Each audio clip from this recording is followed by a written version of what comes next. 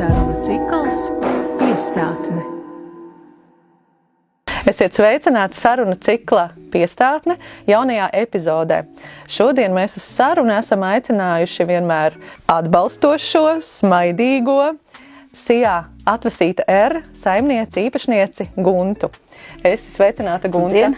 Mums šoreiz būs tādi ātrie jautājumi, tādai iesildīšanās versijā. Arī ātri atbildēs. Vienkārši izvēles. Ziema vai vasara? Vasara. Tēja vai kafija? Kafija. Salds vai sāļš? Sāļš. Komēdija vai drāma? Komēdija. Bikses vai svārki? Ir tā, ka man ļoti patīk svārki, bet parasti staigāju biksēs. Ērtāk sanāk biksēs, jo tomēr tāds aktīvs, aktīva darbošanās notiek. Redz, mēs par tām biksēm un svārkiem tāpēc, ka Sijā Atvasīta R tātad nodarbojas ar apģērbu tirdzniecību. Jā. Un ar to man arī gribētos sākt. Kā tad vispār radās ideja un kā tu nonāc pie tā, ka ir šī te iespēja vai vēlme tirgot tieši apģērbus? Tas bija kaut kādā 2004. gadā. Vīram pilnīgi tāds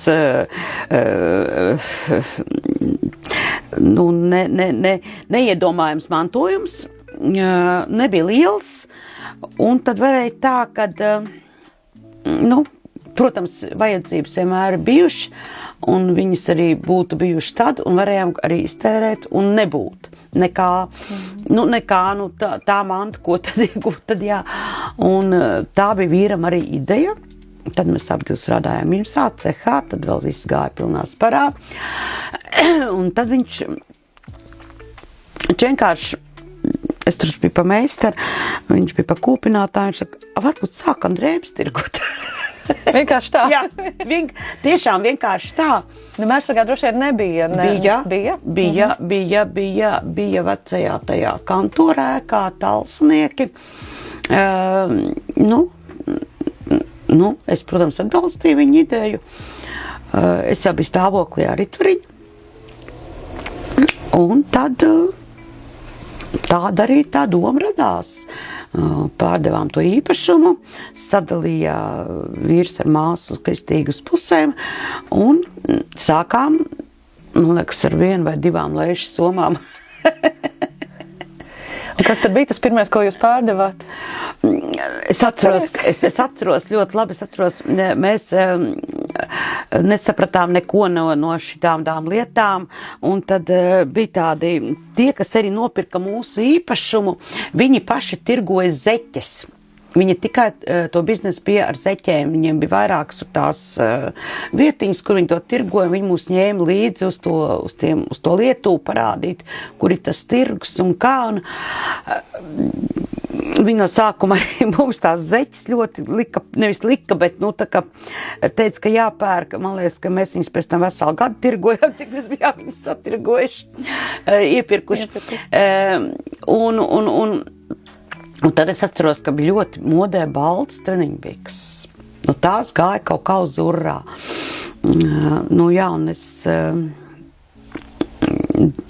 Mēs firmas bija tika nodibināta 2005.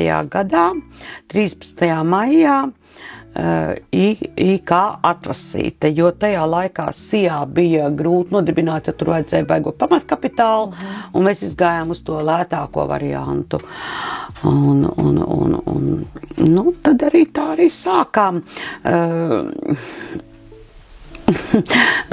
Tā interesanti, nevis interesanti, bet tā bailīgi tagad man paliek, kad 7.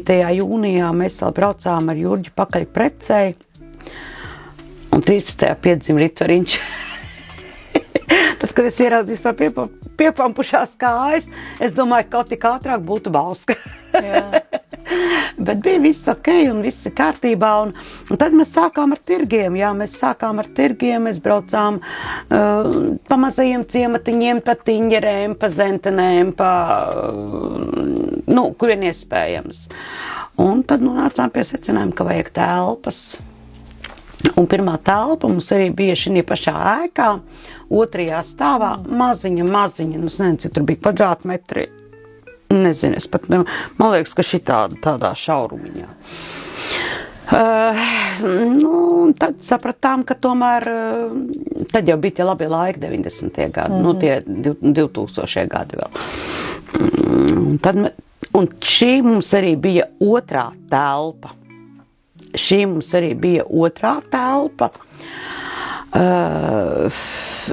Žēl, bet tāds sortiments vairāk nav. Mums bija sākot no bērniem līdz pieaugušajiem. Tajā laikā arī bija vairāk rosība vai kā. Bet tad atkal nāca atkal nākamais gads, kur atkal bija baigākās krīžu laiki. Mums arī bija Valdemāra pilī, tas vēl viens veikaliņš. Bet tur tā kā jaunieši saka, nesagāja. Tad arī bija ļoti, ļoti smags tie gadi. Tieši krīzes laiks. Jā, atkal tas krīzes laiks sākās, un tad mēs pārcēlāmies uz Sarkano stūrī. Tur atkal bija maziņa telpa, bet, ziniet, es dēļ tā veikliņa esmu darījis daudz. Es esmu gājis skolā piestrādāt par apkopēju. Es esmu IMSā piestrādājis par apkopēju. Es esmu IMS noliktavā pa vakariem strādājusi, ja.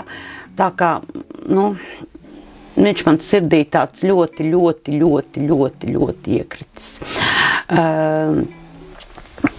Neko, un tā. Ritvariņš bija maziņš, mēs arī braucām kopā uz tirgiem, protams, mēnešos. Viņš ir uzaudzis. Viņš ir uzaudzis tirgū, jā. Viņš tiešām ir uzaudzis gandrīz vai tirgū, jā. Es atceros, kā bija arī tajā gadā šausmīgākie mīnus.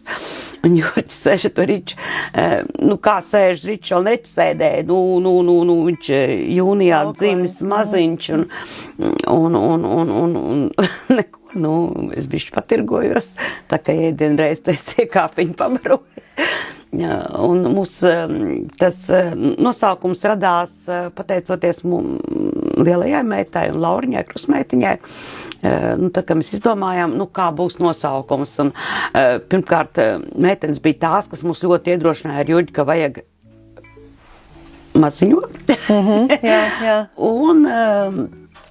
Un meitenes arī izdomāja līdz ar to, ka vajag nosaukumu Atvasīt, jo tas pats mazais Atvasīt. Un tad, kad es pagājuši gadu sapratu, ka man ir jāmaina uz Sijā un dažādu apsvērumu dēļ. Es negribēju ļoti, ļoti atrudīties no tā nosaukuma.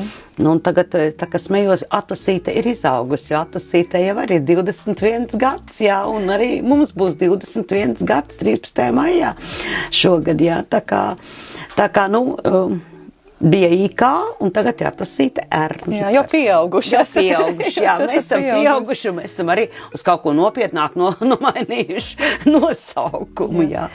Tu jau mazliet ieskicēji un ekskursijā mūs pa telpām, kur veikals ir bijis jau tā kā izvedāja, bet arī šeit blakus. Vai, dieniņās, kur mums tik nav bijis, var sakot, tur, kur Mērsargā, man liekas, īrē, tur mums arī bijis veikals. Bija tā, kad mūs no tā sarkanā stūrīša meta ārā, un te vēl telpas blakus nebija atbrīvotas. Es dzīvoju tirgū, tajā būdiņā. Es neatceros cik tos mēnešus, bet tā arī bija, un tad, kad atbrīvojās telpas, tad mēs no sākuma paņēmām vienu telpu, tad mums iedeva otru telpu, un, mēs arī daudz gadus, tur īrējām, un tad mūs atkal met ārā, jo viņi pārdod. Jā, viņi tu paši laikam kaut ko dara, un tā kā, paldies, liels paldies Gabrielas priekšniekiem un visiem darbiniekiem, ka mums atļauj šīs telpas atkal īrēt. Tā mēs te dzīvojam. Bet būtu vēlmi par savām telpām? Jā, ļoti liela. Jā, tiešām. Tikai vajadzētu to iespēju, kur. To iespēju, kur un izmaksas, protams, paši ziniet, Mērsagā nav daudz iespēju. Laikam tagad sarkanajā stūrītī tur kaut ko vērs vaļā, bet, šo vietu es nemainīšu. Minēja jau par to, ka īstenībā jūs esat sākuši ar šo te izbraukumu tirdzniecību. Man bija tas jautājums, cik tad sen jūs to arī darat, jo joprojām var redzēt kādos pilsētas svētkos vai pagastu svētkos jūs esat klātesoši. Jā, tur, kur mūs ņem, mūs ļoti daudz, kur neņem. Jo ļoti daudz ir amatnieku un mājražotāju tirdziņi, tur mūs neņem. Bet, ja ir iespēja, kamēr man bija arī bišķiņi veseli labāk, mazliet arī veselības problēmas, bet, vasarā mēs tiešām cenšamies būt visos tirdziņos. Man ir ļoti liels palīgs mans mazdēliņš Robertiņš. Robertiņš ir kā tirdzniecības mums darbinieks gandrīz, vai arī šeit viņš strādā un palīdz visu. 2. vai 3. vasarā, ka mēs caur valsts nodarbinātības aģentūru esam ņēmuši viņu, un arī tagad pagājuši vasarā mēs paši viņu ņēmām. Ritars atkal piedalās, ja kaut kas kādā pilsētā pietrūks, tad aizvest, pievest, tā kā visi jau palīdz. Arī mazos dažreiz kādi mazie, Roberti, tas Jānīts ar Olafiņu ir diezgan palieli, bet tāpat kaut ko kādreiz atrod, kaut kādu darbiņu viņiem iedot. Būtu labāk laika iedot visiem. Iedotu visiem, bet, ir tik, cik ir, jā, bet mēs esam ļoti atvērti mazajiem tirdziņiem, ziemā man tā kā negribās vairāk braukāt, bet vasarā man ļoti patīk tā atmosfēra, un tas viss, tas burziņš, jā, un tas viss ir, man ļoti patīk, un es noteikti, es ceru, ka nākamgad mēs vairāk braukāsim. Jūs ejat līdz laikam, un jau kādu laiku notiek arī tiešraides. Kā jūs nonācāt pie šāda soļa, ka vajadzētu? Pirmkārt, paši jūs zinat, Mērsagāja tik, cik ir. Vasarā ir vairāk, jo ir turisti, ir iebraucēji, ir atpūtnieki. Bet tiešraidēs man ļoti liels paldies, jāsaka arī tiešraides skatītājiem. Mums ir tādi, kas tiešām no pirmās dienas mūs skatās un kas tiešām mums ir no pašas pirmās dienas. Protams, neslēpšu, mēs arī tiešraidēs pievilinam ar atlaidītēm, ar kaut ko tādu, kas ir tikai tiešraidītēs. Jāiet laikam līdzi. Kāda bija tā pirmā reize? Šausmīgi. Satraukums bija liels. Jo tas nav tā vienkārši. Nē, tas nav tā vienkārši. Jebkurš var pieslēgties, vai ne? Jā, tā kā man tā likās, ka esmu komunikābla un tā, bet tas ir kaut kas pilnīgi cits. Jo tur jau ir daudz lietas, kas jums arī jādara, piefiksēt, noreaģēt. Es saprotu, ka ir atbalsta komanda arī. Nē, Montiņa man nāk, Montiņa man arī ir, diemžēl arī man tā ļoti ir novērcies, ka man vienmēr kaut kā ļoti ir paveicies ar darbiniekiem. Ļoti. Montiņa arī vienmēr ir atvērta un tā kā mēs esam Montiņas divatā un viņi mums ir tas, kas atkal visu to nākamā dienā es salieku. Viņa, man ļoti patīk mana komanda, ļoti. Minēju jau par šiem krīzes gadiem, bet varbūt, ka vēl ir bijuši kādi lieli izaicinājumi, kas... Lielākais izaicinājums arī bija Covid laikā. Jā, ļoti liels izaicinājums. Paldies telpu īrētājiem, kas mums tomēr atlaida, nāca pretīm, atlaidītas deva. Tur kaut kādu kompensāciju man maksāja, varēja nomaksāt, protams, īri. Laikam vairāk man tagad sodīt nevar. Tieši bija tāda ziema, ka vajadzēja ļoti slēpotāju biks. Laikam es te kādu arī biju pārdevusi. Kāds jau atkal bija acīgs, jā. Bija acīgs, jā.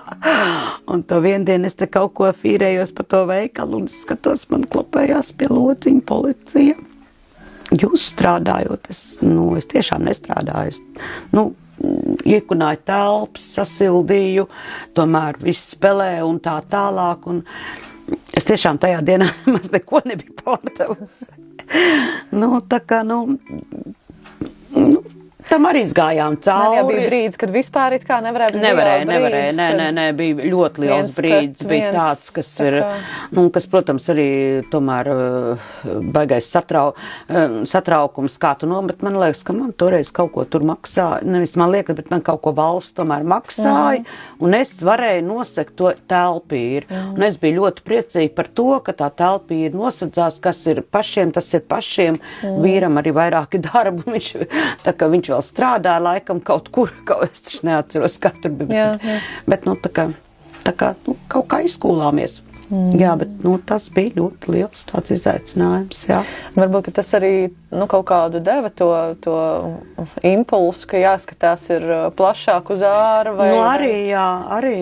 Vai tā reklāma ir jādod tādā veidā, ja cilvēks nevar ienākt veikalā, tad jādod... Tad Inesīt saka, nelaiž pa durvīm, tu iet pa logu, mēs gan nevarējām pa logu. Tas būtu sarežģītāk. Biks neviens nemērīs uz ielas. Bet, jā, tāpēc, kad arī, ir tas jau, ko tu citu darīs, ko es savā vecumā Mērsragā, es negribu iet prom no Mērsraga, man nepatīk lielpilsētas. Vien brīdi man tā kā uznāca kārums uz mācīšanos, tad es sakal domāju, man patīk savs darbs, ko es daru, man ļoti, ļoti patīk. Labi, ka ir iespēja darīt to, kas patīk tieši tā. Tad, kad arī pati esi šeit un cilvēki nāk, kā ir biežāk esi pārdevēja vai psihologs? Vai nav gadījumā tā, ka cilvēks ienāk vienkārši parunāties? Jā, ļoti daudz ienāk vienkārši parunāties, un man nekas nav pretīm. Mēs esam tomēr ļoti, es domāju, ka tomēr te 21, 20 gadi diezgan pietiekoši, ka tu esi daudz smēšāk cilvēks sev iepazinis. Ir, kas nāk ar negācijām, ir, kas nāk ar tādu ļoti labvēlību, un ka tev pēc tam tik forši tā kaut kā, visādi ir, protams, ka, neteikšu tikai, ka ir labi. Bet, es ar to rēķinos, ka ir jāparunājas cilvēkiem. Bet, ziniet, kā ir, tajā runāšanas laikā tas cilvēks kaut ko pārlaiž aci tur, viņš nenopirks varbūt tajā dienā, es pie tevis redzēju, jā, ka tev tāds bija. Tas arī tā kā, tas savu atmaksā, jā, kad tu arī ar to cilvēku parunājies, vai, ļoti daudziem vecāku gājumu cilvēkiem vajag palīdzēt izņemt no automāta naudiņas, to mēs arī nodarbojamies, tad mēs nodarbojamies arī ar paku izņemšanu un nosūtīšanu, tā kā, cenšamies. Jā, cik mums tie savējie jāatbalsta, kā mēs varam. Savējie mums ir jāatbalsta, jā. Un tās vietiņas, varbūt, kur tā ienākt, arī ir tā, tiešām tie veikali, kādreiz varbūt bija pasts, kur tagad arī saīsināts darba laiks. Jā, tas darba laiks, jo tur vispārībā nav nekas, vai ne, bet, jā, tā ir. Kā tev, kā uzņēmējai Mērsragā šķiet, kuras būtu tās brīvās nišas tieši uzņēmēja darbībā, kur cilvēki varētu nākt un ieguldīties? Jo veikali it kā mums ir. Tagad pamazām varās arī dažādi šie individuālie varbūt komersanti vai mazie, kas... Nē, varētu jau daudz, kur varbūt ieguldīties, bet kāda būtu to cilvēku ienākumi. Diemžēl mums ir ļoti jāskatās uz tiem ienākumiem, jo mums valsts prasa savu artavu un tā tālāk, ja. Kāpēc nevarētu grāmatas tirgot, bet vai viņas kāds te pirks, jā. Es arī būtu ļoti priecīgi, ka es varētu tirgot viena veida preci, jā. Tas jau būtu ļoti viegli man, jā. Es pasūtu tikai džinsus vai pasūtu tikai džemperus, jā. Daudz, kas jau vajadzētu, varbūt kaut kāds trauks, varbūt vajadzētu kaut kādus, tās pašas arī internetu, varbūt kaut kāds vairāk tās pakalpojumus, ko mēs nesaprotam, tā kā, viss būtu noderīgs, kas būtu noderīgs Mērsragam. Pilnīgi viss. būt prieks par visu, kas attīstās, kas nāk iekšā, kas rada darbvietas arī jaunajiem cilvēkiem, jo jaunieši jau arī ļoti, ļoti daudz negrib tajā Rīgā, vienkārši viņiem tur ir darbs un tur viņiem ir iespējas. Labprāt jau dzīvot šeit. Tik tās darba vietas. Tas ir tas, par ko mums gribē. Un īstenībā mēs tā nejauši varbūt esam uzņēmuši to kursu, ka mēs runājam tieši ar uzņēmējiem. Arī iepriekš mums bija Inese un arī uz priekšu ceram, ka mums būs tie, kas darbojās tieši ar saviem biznesiem. Jo tā vēlme tiešām varbūt ir iedrošināt un varbūt kādam klausoties mūsu sarunas kaut kas liekas, es to varētu darīt, vai ne? Tā kā ļoti, ļoti ir tāda cerība, ka tas varētu tiešām veicināt arī. Ja, piemēram, arī būtu tādas naudiņas, tur varbūt bērniem kaut kādi īpašie pulciņi, jā. Bet vai varēs visu to atļauties? Ja mēs tagad liekam punktu uzņēmēju darbībai un atgriežamies mazliet tīri tavā personīgajā dzīvē un tādās bērnības atmiņās, vai Mērsrags ir tavs mājas kopš dzimšanas? Nē. Dzimusi, es esmu Tukumslimnīcā, un pēc tam es dažus mēnesīšus dzīvoju Engures pagastā.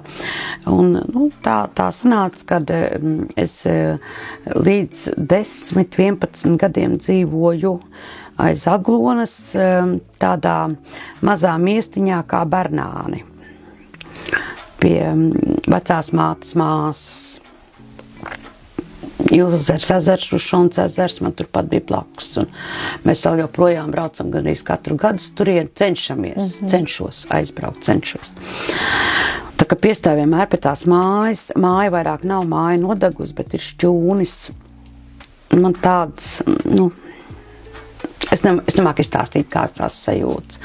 Un tad tur mums netāli ir arī Bērzgales baznīca, kas ir viena no vecākajām koku baznīcām.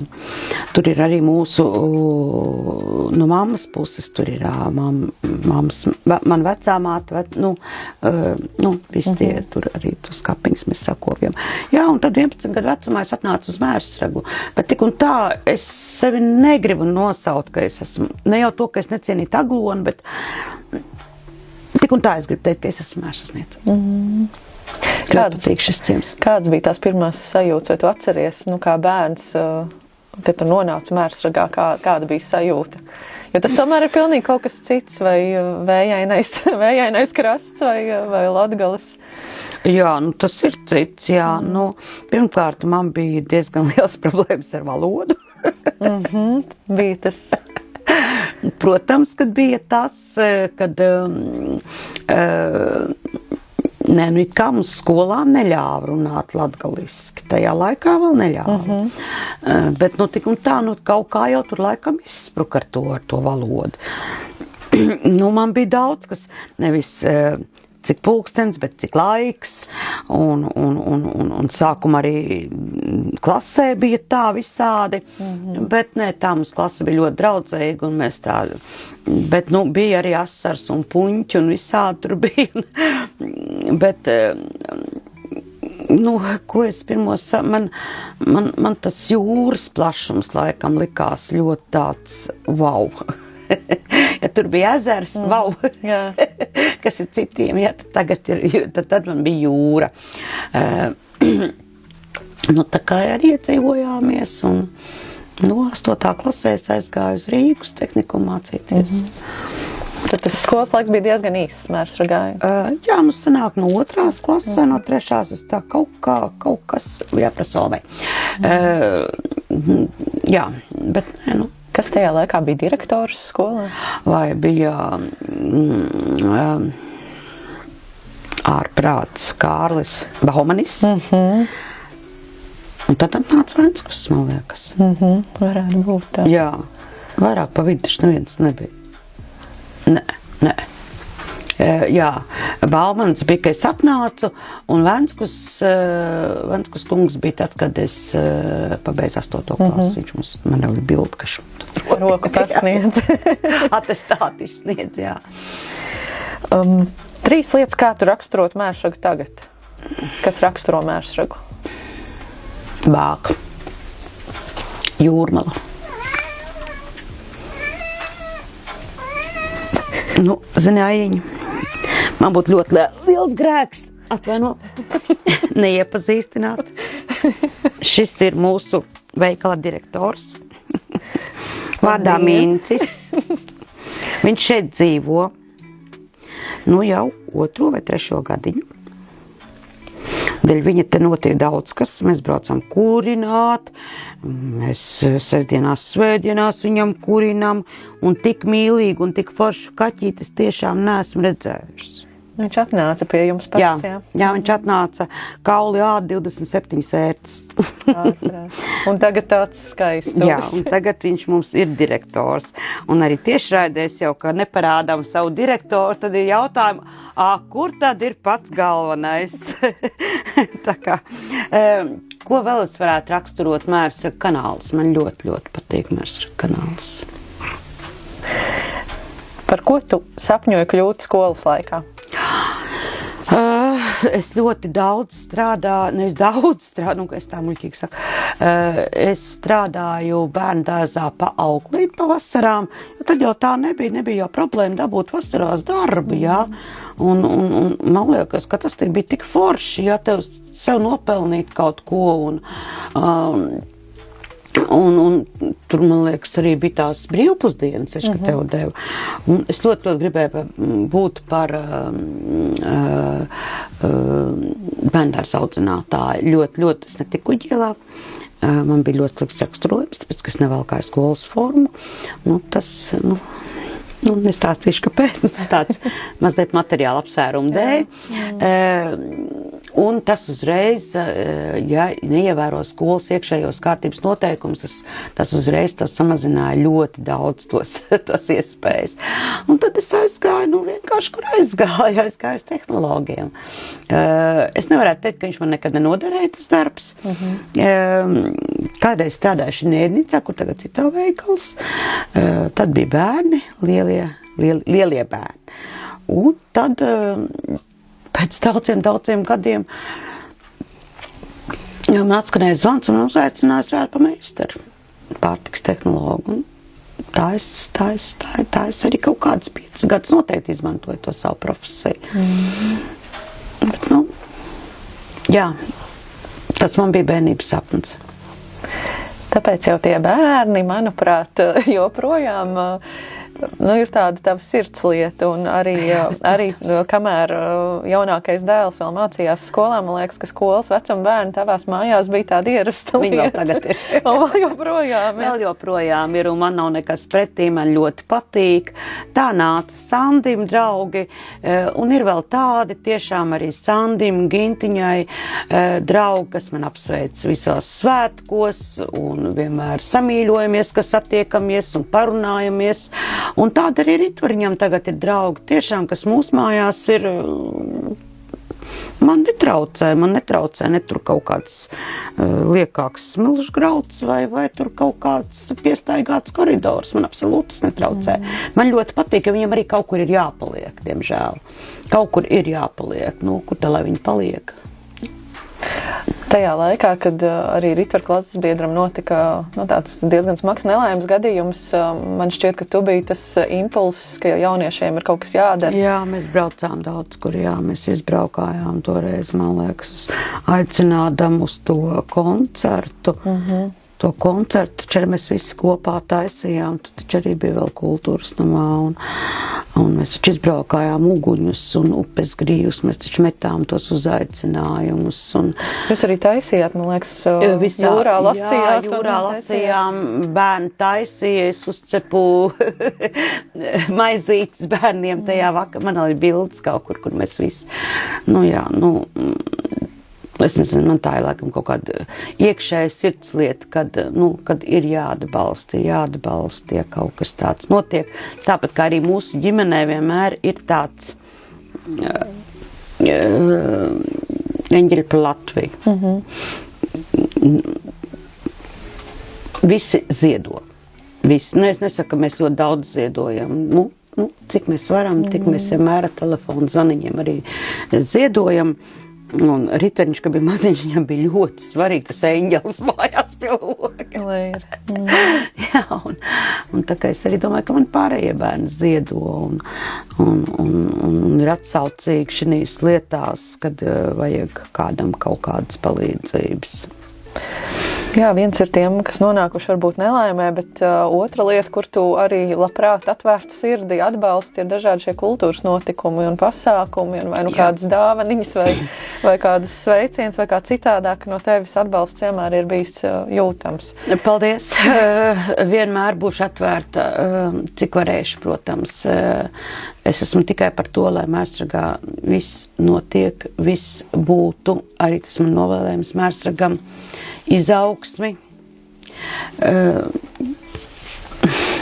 jauns darbvietas, arī jauns darbvietas jauniešiem, jo ne jau visi grib Rīgā būt. Ir arī ļoti liela daļa, kas negrib būt Rīgā, bet viņi vienkārši spiestā kārtā ir. Tā kā, tiešām es labprāt atbalstītu un palīdzētu, cik es kaut ko varu, jo man tas ir ļoti svarīgi.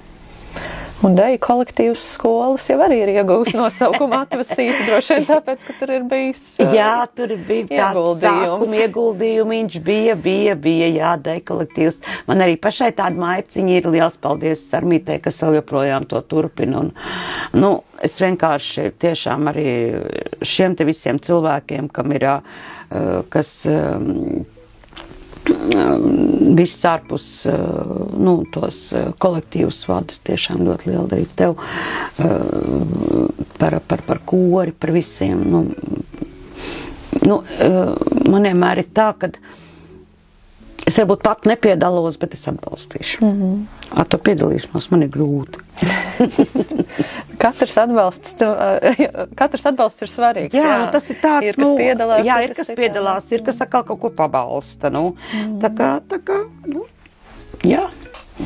Par ģimeni jau mēs mazliet sākām arī runāt, ka ģimene ir arī tavs atbalsts šajā biznesā, un varbūt kāds arī uzauga, palīdzot un īstenībā gūstot praktiskas iemaņas, vai ne, dzīvai sev?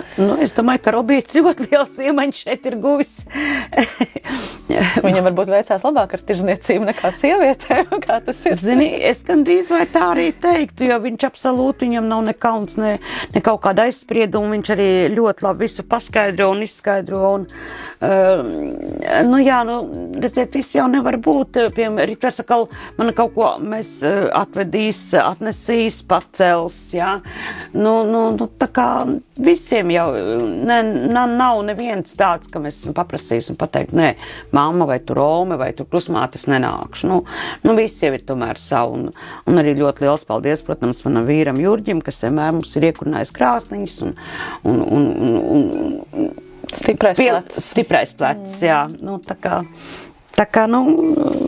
par to es tiešām tā kā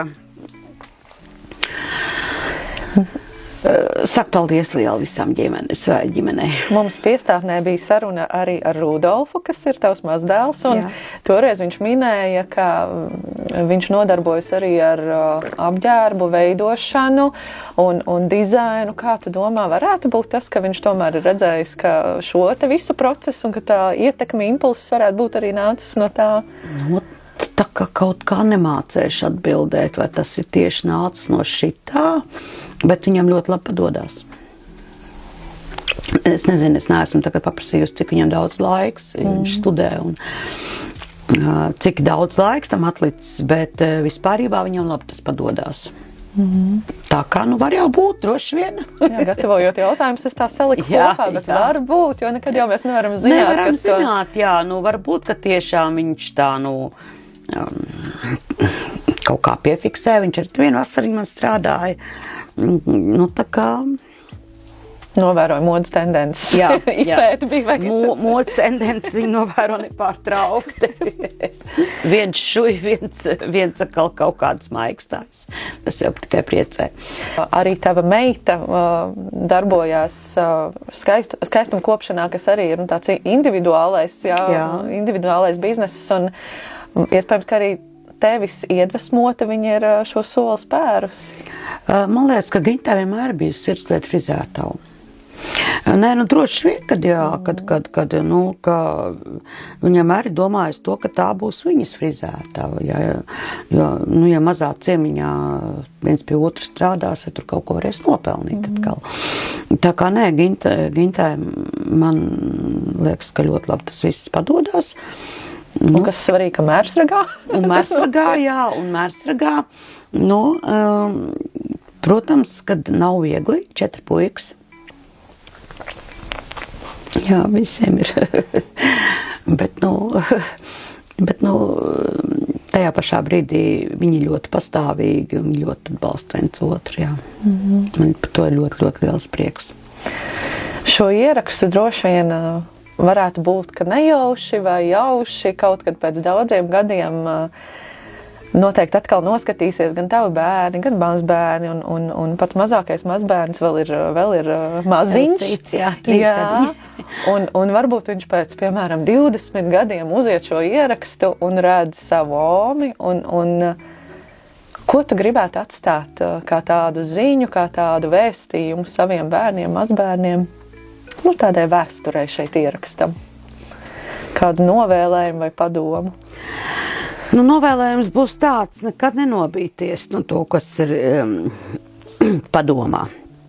Jā, protams, ir vajadzīgi līdzekļi, ir vajadzīgs atbalsts mazlietiņ, nu visa kā pa mazlietiņiem ir vajadzīgs. Bet, nu, ja tu ļoti, ļoti vēlēsies, tad arī tā būs. Vienkārši nenobīties. Nenobīties. Un nevest pirmo plinti krūmos, man tur neizpirka pirmās bikses, viss. Nu, tā nekad nenotiek, ka tu te tagad paņem un tev viņas visas tur, visu to līniju izspērk un tu atkal brauc pakaļ, sasit plauksts, man baigi labi gāja. Nu, tā nenotiek. Tā nenotiek. Vienmēr ir pārpalikumi un ne, citreiz arī nav. Tas ir ļoti labi, jā, bet ir arī, kad ir, nu, kad ir atkal jāsasprojās, jāsaņem sev rokās un jāiet uz priekšu. Ko Gunte dara brīvajā laikā, labprāt? Katana spēlē. Katana, labi. Tev arī patīk ceļot? Ļoti. Ļoti, jā. Mēs tādi forši grupiņi, tāds foršs kolektīvs bijām savākušies. Kā 30 cilvēku pāri, mēs 14 vasaras ceļojām pa Latviju. Tikai pa Latviju. Nē, mazliet arī pieķērām Igauniju, Lietuvu klāt, bet pārsvarā pa Baltijas valstīm. Man ļoti patīk šitās 4 dienas tādas. Bet, esmu bišķiņ tagad arī aizbraukus kaut kur sevi palutinājis citur. Bet, tik un tā pagājuši gadu mēs atkal tādu arī draugu novācāmies, un mēs bijām Saldū uz 4 dienām. Ļoti patīk, man ļoti vispār, ļoti patīk Latvija, Latvijas daba, ļoti. Un es vienmēr, kad brauc un skatos, cik tur ir skaisti, un man šausmīgi gribās bļaut. Kāpēc tā ar mums dara?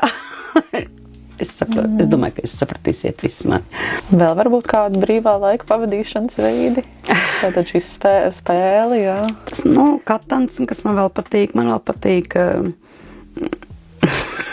tā kā maziem bērniem gan jāsaka. Man patīk no rīta, piemēram, piecelties, uztaisīt savu kafijas krūzi un piesēsties. Es neatceros, cik gadus, jau kādus 4, es viņu spēlēju to vienu datorspēlīt. Bet tur ir tā, liek pa 3 un tā ding, un neko, tāda, tik labi var atslēgties, jā. Nē, man arī patīk taisīt ēst, tad, kad man nav ļoti jāsteidz. Nē, bet daudz lietas, kas man kādreiz patika, man patreiz vairs veselība neatļauj. Minēju par gatavošanu, vai tu mēdz cept arī maizi? Nē. Maizi tu nemā. Bet mums ir jautājums no iepriekšējās intervijas. Bez kā nekad nevar izcept maizi. Un te varbūt ir jādomā ne tikai par sastāvdaļām vai mīlestību, bet kā tā maizīte vienmēr būs. Kas vienmēr būs ar to maizīti kopā? Grozīti. Jā, tieši tā. Tieši tā. Mēs esam nonākuši pie sarunas noslēguma, kā jau tu jūti, un mūsu tātad tradīcija ir atstāt jautājumu nākamajam sarunas dalībniekam. Ko tu vēlētos pajautāt? Nu, protams, arī laikam ļoti ikdienišs jautājums, ko jūs ieteiktu mērsragam? Ko jūs, lai šeit, lai cilvēki ir mazliet saticīgāki, draudzīgāki? Es nesaku, ka mēs neesam draudzīgi, man gribās, lai visi ejam vienā čupiņā un daram visas lietas kopā. Lai mūsu jaunām meitenēm dzimst bērniņi, demogrāfija. Protams, nu, tā kā ļoti gribās, lai mērsrags, protams, zeļum plaukstu. Lai mērsrags zeļum plaukstu. Paldies. Jā. Paldies par sarunu. Paldies. Un paldies, ka skatījāties. Jā, paldies. Visu labu.